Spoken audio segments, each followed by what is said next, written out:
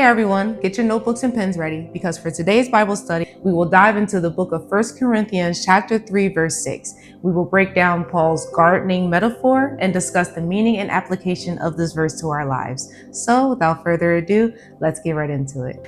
1 Corinthians chapter 3, verse 6 is a verse in which the Apostle Paul uses a gardening metaphor to emphasize that Christian workers are merely instruments in God's plan and that it is God alone who provides spiritual growth. We will now break down this metaphor to gain a better understanding. The verse states, "I planted the seed in your hearts, and Apollos watered it, but it was God who made it grow."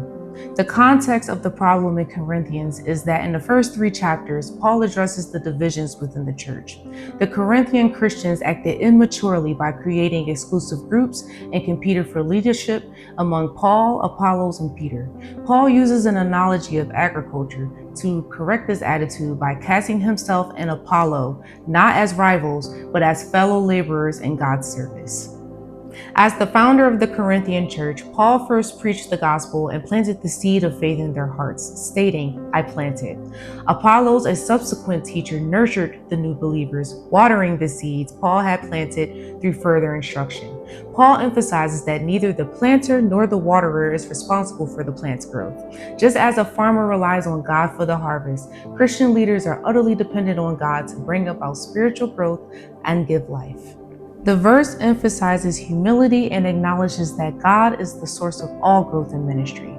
Paul compares human effort to God's power, showing that ministers are just servants of the Lord and should avoid causing division or pride. True ministry success and spiritual growth comes from God, who changes hearts and creates lasting impacts, no matter who is teaching. Though Christian workers may have different roles, they have the same ultimate purpose. Their effectiveness comes from working together in God's service, not from competing with one another. And that concludes today's Bible study. If you enjoy these Bible study breakdowns and would like to see more, simply type amen and/or suggest Bible verses that you all think I should break down next in the comment section. Also, please consider following, liking, and sharing this message with others to help spread the gospel.